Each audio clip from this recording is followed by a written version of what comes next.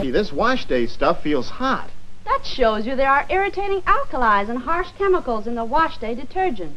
They cause heat. It has been more than 55 years since the day Inger Stevens died. Yet her death still hangs like a lingering question with no answer. At that time, Inger's career was at its peak, and yet she chose to end her life by poisoning herself with barbiturates. The police closed the case permanently, but that silence was torn apart when Anthony Tony Soglio, Inger's ex-husband, died and left behind a chilling diary. In its cryptic pages, he blamed Inger's mysterious final husband, Ike Jones, who had long withdrawn from the public eye and refused all interviews after her death. Soglio accused Jones of being deeply involved in Inger's death, suggesting there were silences, hidden acts, and secrets the public never knew. Could it be that her death wasn't truly natural? Was someone pulling the strings behind it all? Watch the video to uncover whether Inger Stevens left by choice, or was pushed into the darkness by a secret no one dared to speak of. On the morning of April 30th, 1970, at her Hollywood Hills home, roommate Lola McNally found Inger Stevens unconscious on the kitchen floor around 8 a.m. McNally recalled that Stevens was still faintly breathing, trying to open her eyes and seemingly wanting to say something, but she couldn't speak. When the ambulance arrived, the actress was fully unconscious, and just minutes later she was pronounced dead en route to the hospital. At the hospital, medical staff removed a small adhesive bandage from Stevens' chin, revealing a fresh cut only a few hours old, along with bruises and scratches on her arms. There were no signs of forced entry struggle or foreign fingerprints at the scene. No suicide note, no clear evidence of violence. Her death spread quickly through Hollywood, shocking everyone. Stevens was only 35 at the height of her fame and had just signed on for a new television series. The autopsy performed by renowned Los Angeles County coroner, Dr. Thomas Noguchi, concluded the cause of death was acute barbiturate poisoning. A large quantity of sleeping pills, estimated between 25 and 50 tablets, was found in Stevens' stomach, possibly ingested with alcohol. Investigators found no clear evidence of foul play, and the case was ruled a suicide. However, many details from the scene left people unconvinced. One curious detail was the small cut on Stevens' chin, covered by a bandage with traces of fresh blood. Doctors determined the wound occurred several hours before her death, not entirely consistent with the presumed time of ingestion. Additionally, there were shallow scratches on her arms. Police dismissed them as insignificant, but those close to her suspected something wasn't right. At the scene, a bottle without a clear label was found marked Tedrol, a drug typically prescribed for asthma patients, even though Stevens never had asthma. Inside were traces of phenobarbital, a strong sedative. This raised suspicion that she might have taken the wrong pills, or that someone had given them to her without proper explanation. Some private investigators later even questioned whether someone could have mixed the drugs into Stevens' drink the night before. Her friends' doubts deepened as they recalled her state of mind in her final days. She showed no obvious signs of depression, appeared cheerful on set, and was eagerly discussing her new script. She had future plans, including a vacation and the start of her TV project, The Most Deadly Game. To many, this did not fit the image of someone preparing to take her own life. However, Inger Stevens did have a history of emotional instability. Years earlier, she had attempted suicide with sleeping pills and ammonia, nearly dying and suffering lasting effects. In her journals and rare interviews, Stevens spoke of her loneliness, how she always had to play someone else whenever she faced the public. These words, along with her turbulent personal relationships, led many to believe she was still battling deep inner pain. A wave of speculation followed her death, none of it ever resolved. In the 2000 biography, The Farmer's Daughter, remembered by Detective William T. Patterson, based on interviews with dozens of acquaintances, the author questioned the suicide ruling. He suggested it could have been an accidental overdose from insomnia and pill misuse, or even a disguised murder, though no concrete evidence existed. The police never reopened the investigation. In the end, Inger's body was cremated, her ashes scattered at sea. Her will left her estate to children's and mental health charities, but her secret husband, Ike Jones, whose marriage was only revealed after her death, managed her estate and failed to fulfill those commitments. Inger Stevens' death remains one of Hollywood's most haunting mysteries until her first husband's death, when he left behind a secret diary revealing everything few had ever known.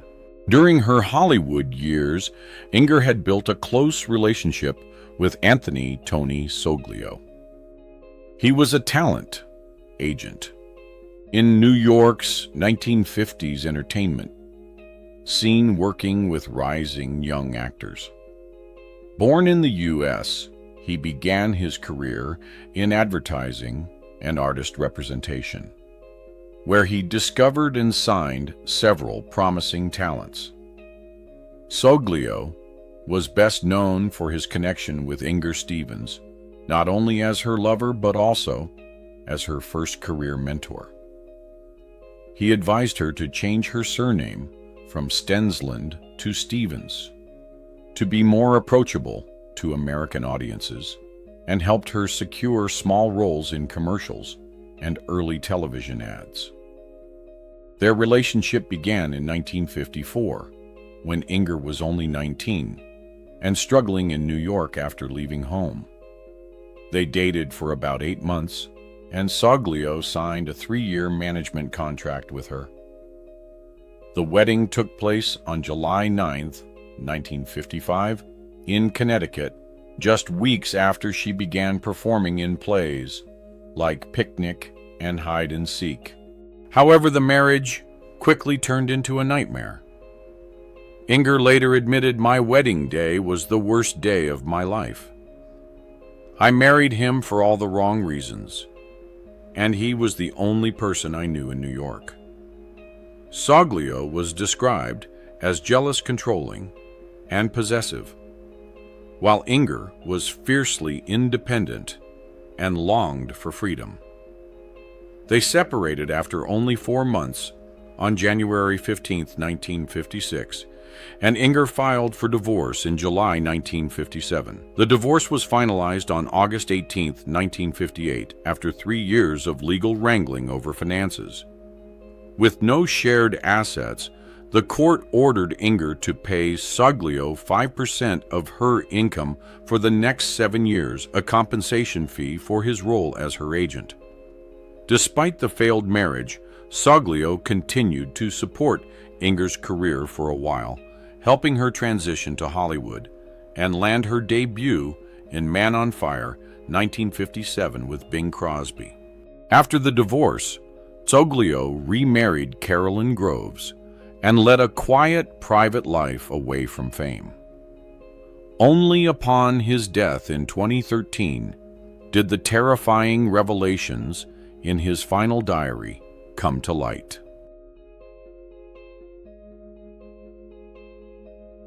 In his later years, Anthony Tony Soglio lived quietly a ghost of Hollywood's past, secluded in a cramped apartment on East 72nd Street, New York City.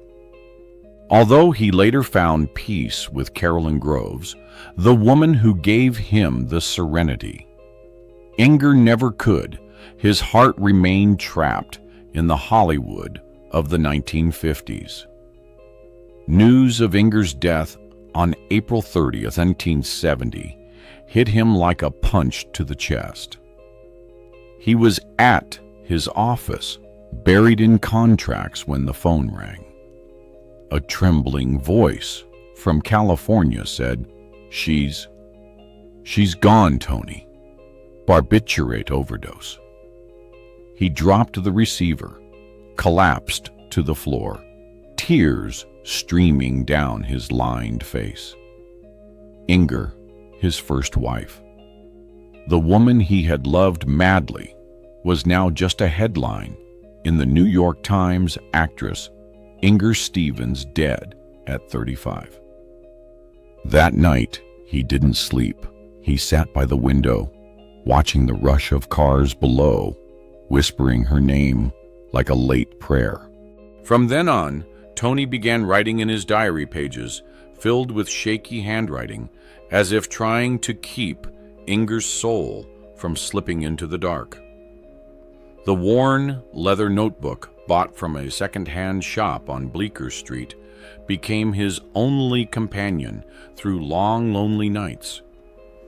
He wrote of memories, Inger's radiant smile in Picnic, how she danced in their tiny Manhattan apartment, and their violent arguments when he grew jealous of Bing Crosby.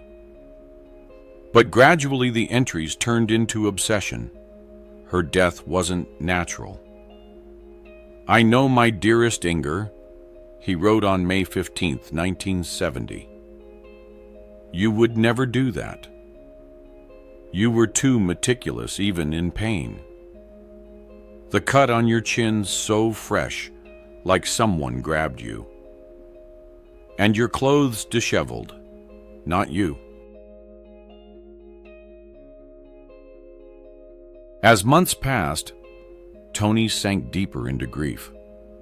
The diary swelled with theories drawn from newspapers and gossip. The first he proposed was the "didn't want to die" theory, sparked by testimony from Chris Bone, Inger's assistant, and the first to discover her that April morning. Bone always insisted that if Inger had truly meant to end her life, she would have done it differently at another time, another way, he said.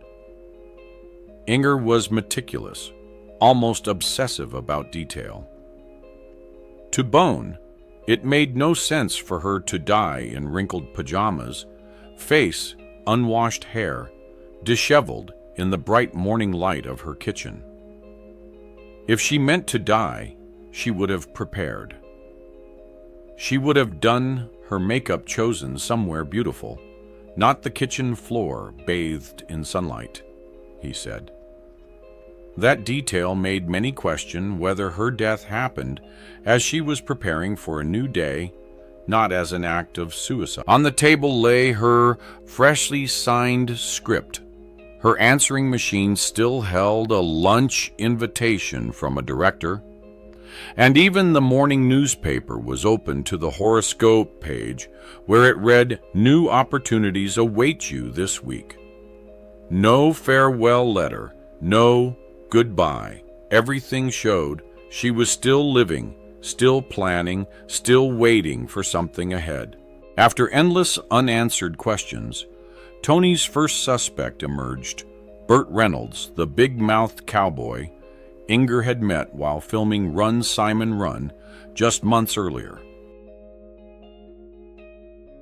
Tony clipped every article, every mention of Reynolds' name, pasting them across the diary's pages. Each paper was a piece of evidence, every rumor a fragment of the picture he built to avoid his real pain that Inger was gone forever. Reynolds visited her house on the night of April 29th, he wrote. They had dinner, argued at 7:30. She called her assistant, At 11, voice, trembling. He hit me, cut my chin. Tony underlined the line twice, as if afraid it would be forgotten. On another page, he quoted from Reynolds' memoir, "I was ashamed, but she forgave me." Tony scribbled in the margin "forgave," or forced a question he repeated dozens of times thereafter. Tony's beliefs drifted further from reality. He saw, in the small cut on Inger's chin, a detail once reported by the press proof of violence. To him, it wasn't a random wound, but a mark of forced silence. Tony even described the bruises on her arm as matching his broad hands, claiming Reynolds, terrified of scandal, had returned to Inger's home after their fight, forcing her to take sleeping pills to silence her accusations. Tony didn't stop there. His obsession spilled beyond the limits of reason, each diary page a delirious descent. He sat night after night at his worn wooden desk, the yellow lamp casting hollow shadows over his gaunt face, trembling hand gripping the pen, calling out each ghost from Inger's past. To Tony, none of the men in her life were innocent. Each had left a mark, a wound, a scar, and finally a void he believed had swallowed her on the night of April 30th, 1970. In the diary, now thick as a yeast file, Tony began a new chapter with the name Bing Crosby, the first man who made her cry for love.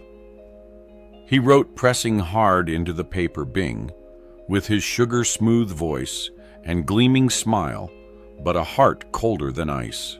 He loved her, then left her, because she refused baptism. He chose God over her true self and pushed her over the edge.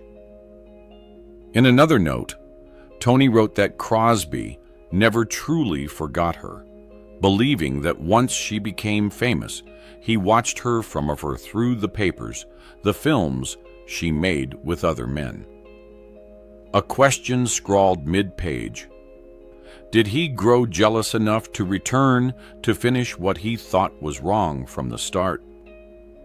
Beside that, Tony mentioned Harry Belafonte, Inger's co-star, in The World, the Flesh, and the Devil. He described their relationship as brief, but blazing a love that crossed racial and social boundaries, yet was crushed by Hollywood's hypocrisy. Tony copied rumors that they had a real affair off-screen, then added in shaky handwriting, "If love failed, perhaps hatred remained." Belafonte, a man of power with deep connections, who's to say? He couldn't have someone do it. On a page filled with red-inked arrows, Tony's map linked Belafonte's name to violence, Crosby's to jealousy and atonement. In the final pages of the diary, Tony Soglio's writing voice changed completely.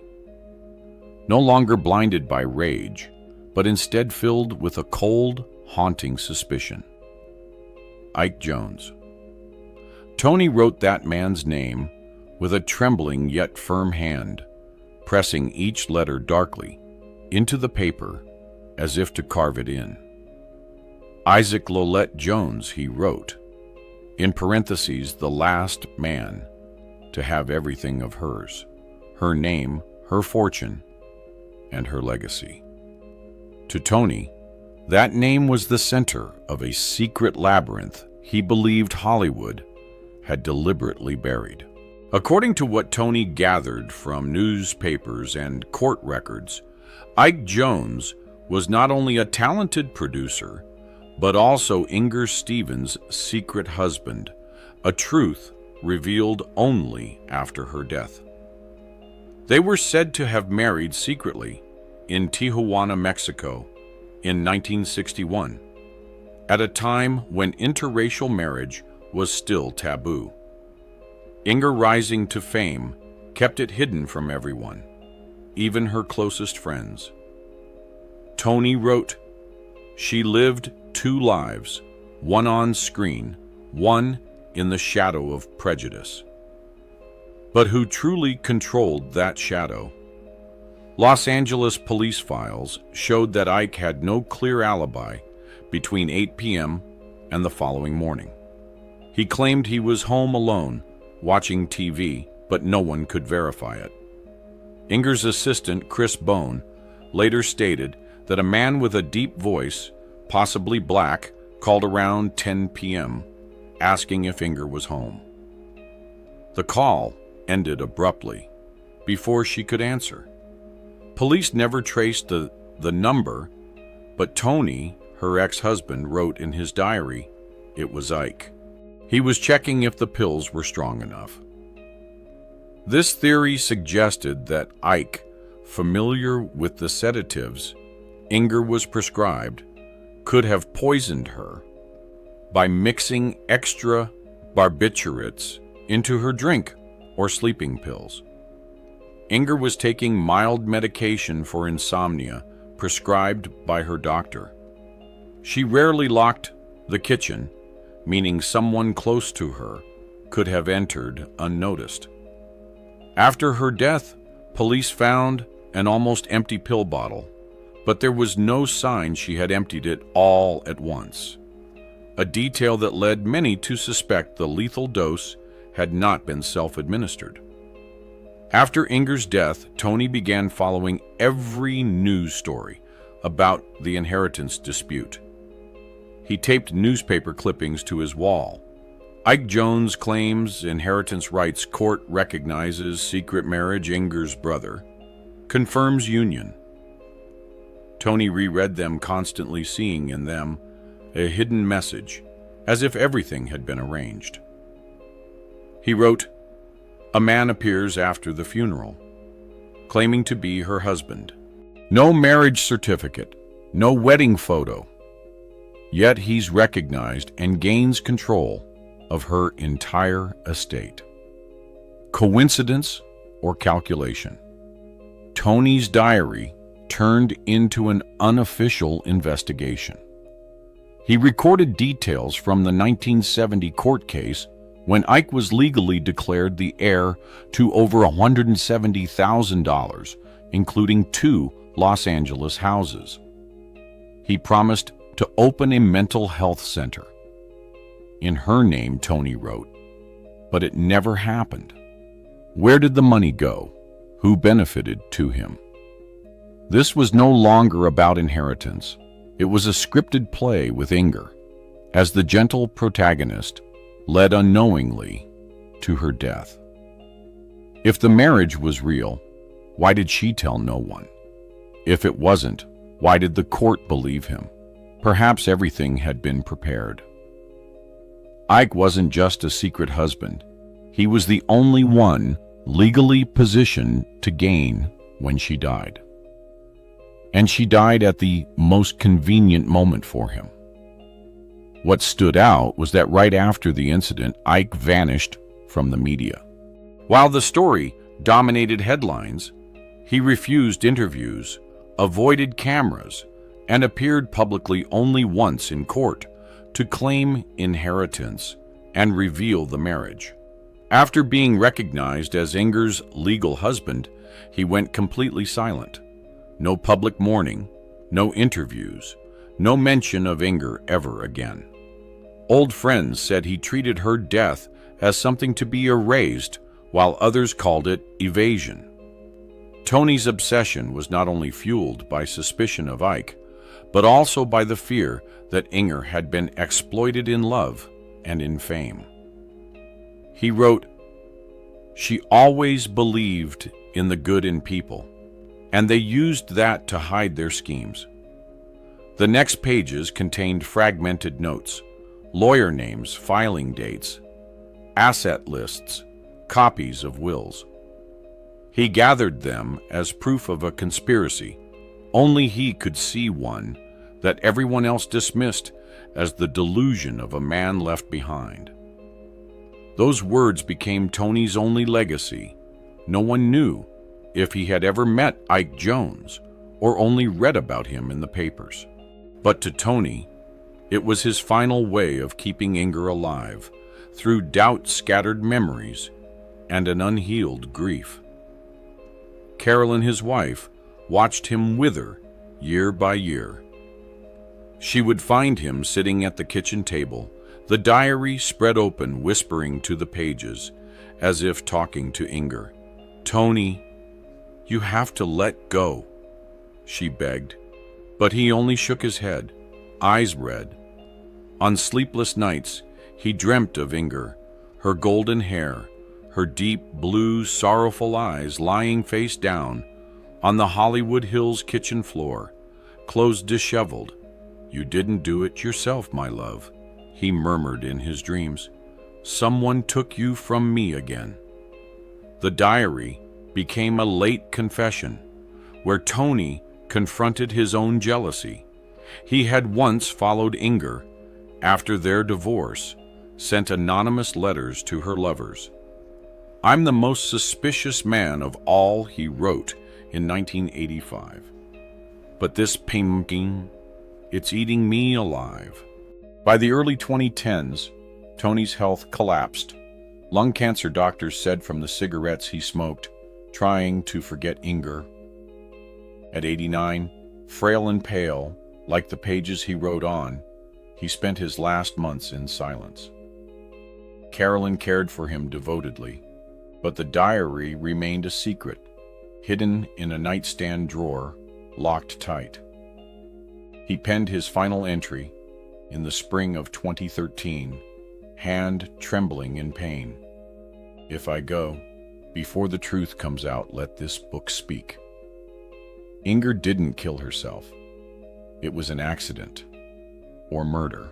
Ike for money, Bert for rage, or just Hollywood's darkness consuming her. "I love you, Inger. Forgive me." The ink faded like a dying breath.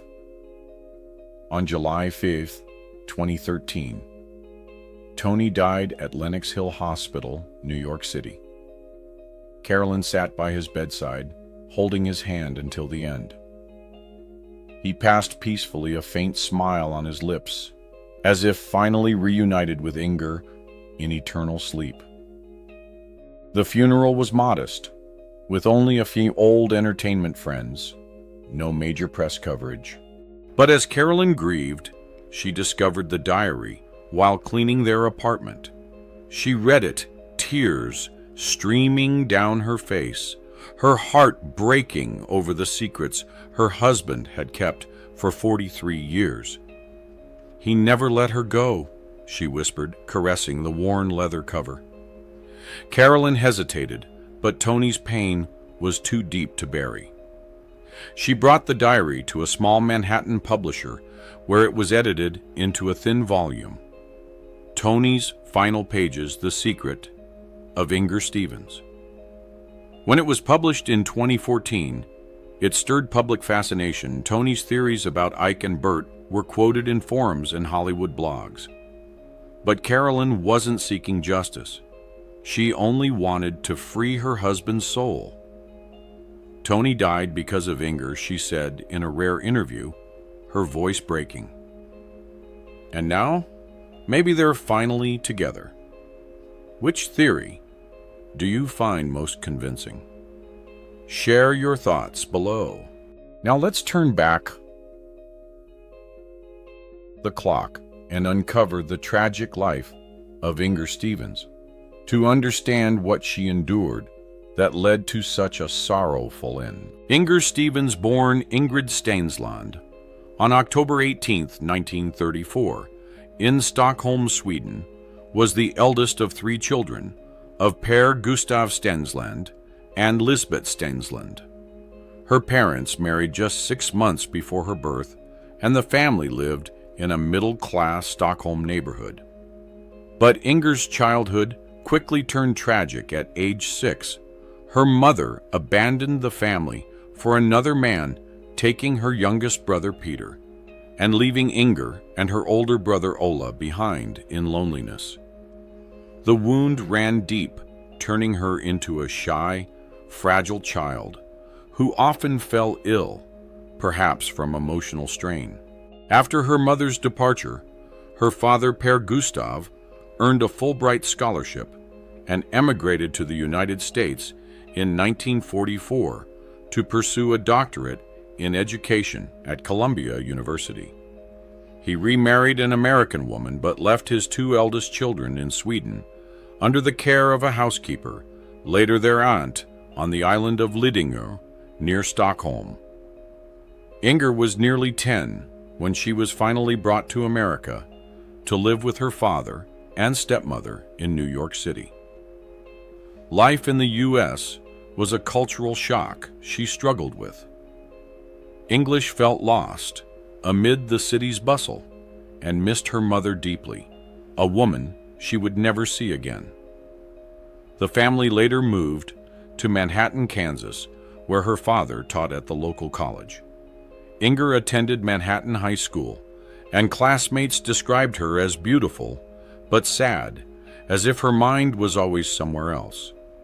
The cracks of her early family trauma made her quiet and withdrawn, yet they also fueled an intense desire to be seen and recognized.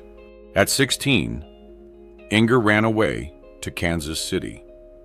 With no money or plan, she found work at a burlesque theater, dancing to pay rent.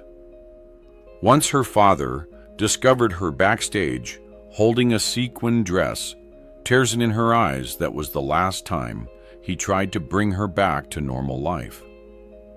But Inger had made up her mind she wanted to act to be seen.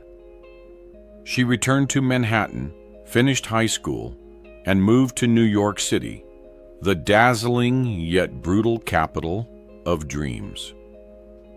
In early 1950s New York, Inger started like many immigrant girls modeling in the garment district, studying acting at the Actors Studio, and auditioning endlessly. She soon caught the attention of TV directors with her unique mix of beauty and fragility. Small roles in Kraft Television Theater Studio 1 and Playhouse 90 trained her for the camera, even if only for a few fleeting minutes. Yet in those moments, people saw something rare: authenticity. Her talent soon drew industry attention. Inger could shift effortlessly between innocence and inner torment. In 1955, when her career began to rise, she impulsively married Tony Soglio. In Connecticut, two dreamers seeking warmth in the cold world of Hollywood. But happiness was brief. Within months, Inger realized she was trapped in a controlling marriage. Tony's jealousy and possessiveness quickly pushed their relationship to the brink. She was barely in her 20s. He, a sharp but domineering agent, treated her more as property than partner. Arguments, surveillance, and explosive jealousy made her suffocate. They separated in January 1956 and finalized divorce in August 1958 with a clause granting Tony 5% of Inger's income for 7 years, the steep price of freedom. Though wounded, she remained calm and channeled her pain into art. Right after leaving the failed marriage, Inger refused to slow down. On February 22, 1956, she debuted on Broadway as a leading lady in a new comedy. It lasted only 5 performances, but earned her notice for her expressive subtlety. The New York Times critic, Brooks Atkinson, called her too intense, slightly aggressive, but others praised her sincerity. Commercially a flop, it was her first real step toward visibility. At that time, she found an unexpected ally, gossip columnist Luella Parsons, who saw in her a fragile, resilient young woman. Parsons helped her through her darkest post-divorce months. Meanwhile, Tony, though divorced, still hovered using his connections to secure her a 3-month trial contract with 20th Century Fox, hoping to keep her within reach. The deal yielded no major roles, but Inger later joked, "I didn't get a part, but Fox taught me how to drive the best thing they ever did for me." In the following months, Inger auditioned relentlessly, coming close to major roles, only to lose them at the last moment. She narrowly missed the lead in The Tin Star, 1957, which went to Betsy Palmer, a loss that left her so dejected she considered quitting. But fate intervened when producer Saul C.C. Siegel saw her performance in Eloise Playhouse 90 and was captivated by her screen presence. He offered her a 7-picture deal with Paramount, earning $600 a week, a dream figure for an unknown actress. Her big break came in 1957's Man on Fire, opposite Bing Crosby. Her portrayal of a woman torn between love and guilt mirrored her own life. The film wasn't a major hit, but critics took note: a face you can't forget, eyes that tell stories.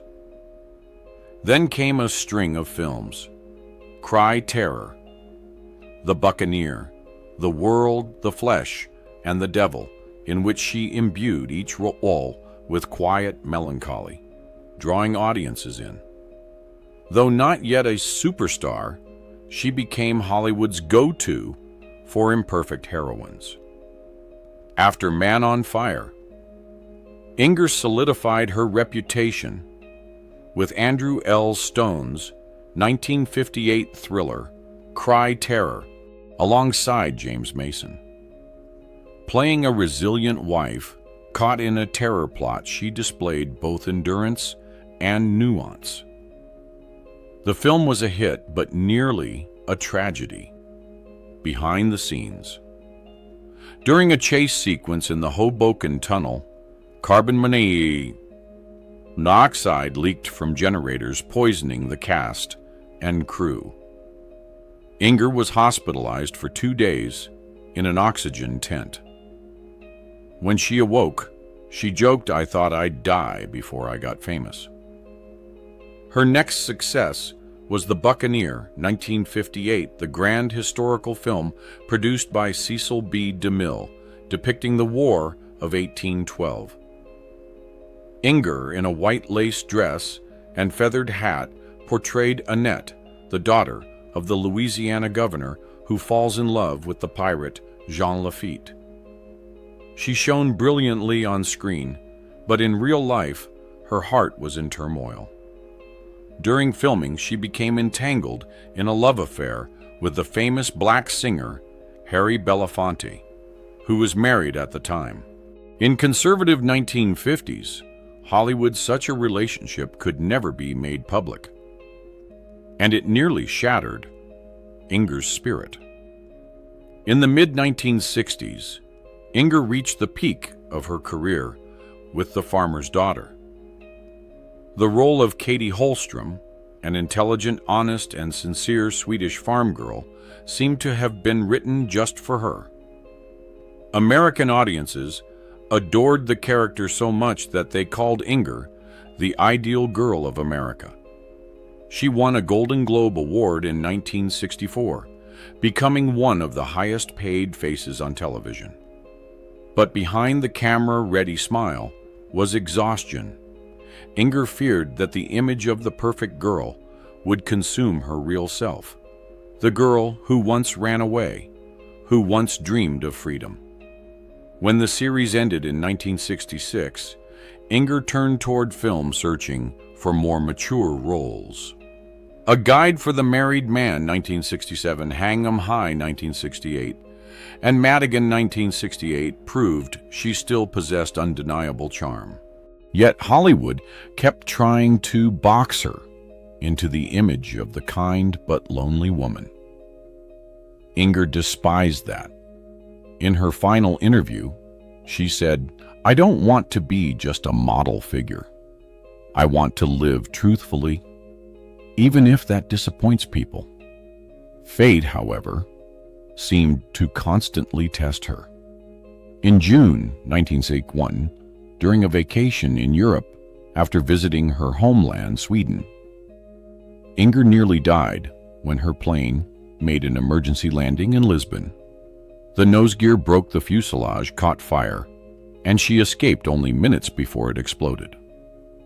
That near-death experience changed her, making her more cautious, more introspective, and more eager to live than ever. After returning to America, Inger reappeared on stage in Voice of the Turtle in Chicago, then dazzled Broadway audiences in Mary Mary, where she was praised as the new light of the New York stage. From then on, Inger Stevens became a household name in America. She was loved not only for her gentle Scandinavian beauty, but also for her humility, sincerity, and kindness. During her time on The Farmer's Daughter, she captured audiences' hearts as a woman of strength and compassion. She became the face of several major brands, yet still devoted time to charity work, especially projects supporting disadvantaged children, where she served as the president of the California Children's Council. However, behind the glamour, Inger faced countless professional challenges. After leaving Paramount due to contractual disputes, she lost several major roles to stars like Marilyn Monroe and Audrey Hepburn. Even so, she never gave up. In 1964, she returned to the big screen with The New Interns, and the film's success helped reaffirm her position among both television and film actors. Unwilling to be typecast as the innocent girl, Inger actively sought bolder roles that showcased her maturity and allure. In A Guide for the Married Man 1960, she introduced a new persona, humorous and seductive, yet tinged with an inexplicable sadness. Many critics remarked that Inger's smile was most beautiful when her eyes were the saddest. That very contradiction made her stand out, a symbol of delicate yet powerful beauty. At the height of her success, Inger found herself torn between choices. She turned down roles that could have made her legendary, such as Jane Fonda's part in They Shoot Horses, Don't They?, and the lead in Song of Norway. Instead, she pursued personal passions, venturing into furniture design and collaborating on independent art projects. But during this period, loneliness began to engulf her once more, as fame could no longer fill the void within her soul. In 1969, Inger collaborated with Burt Reynolds in the television film Run, Simon, Run. Their relationship flared quickly, intense, passionate, but unstable. Many believe this was the final dark chapter of her life, when love, fame, and despair intertwined into an inescapable knot. On the morning of April 30th, 1970, Inger Stevens was found dead in her Hollywood Hills apartment. The official report cited acute barbiturate poisoning, a suicide. But her friends, colleagues, and fans refused to believe it. She had just signed a new film contract and talked about wedding plans. Everything was looking bright. So, why would she choose to end it all? That question has never been answered, leaving only Inger's eyes, beautiful yet sorrowful as an eternal mystery of Hollywood. The death of Inger Stevens remains a painful fracture in Hollywood's history, not only because she died so young at 35, but also because of the unanswered questions that linger. They said she took her own life with barbiturates, But those closest to her insisted that Inger had been happy. She had just signed a new film deal and spoken about her desire to marry. Sunlight filled her apartment, a cup of coffee still steaming, a half-read script on the table. Everything like a movie scene frozen mid-shot. And perhaps it is that quiet fragility that makes her death all the more haunting, like a final role she never chose to play. And you, when you look back at that smile, those eyes, do you feel that Inger Stevens remains one of Hollywood's most beautiful and sorrowful souls? If you've ever been moved by her story, or simply want to uncover more mysteries behind the dazzling lights of Hollywood, leave your thoughts in the comments below. And don't forget to subscribe to our channel, because perhaps, as Inger once said, light is truly beautiful only when we understand its darkness.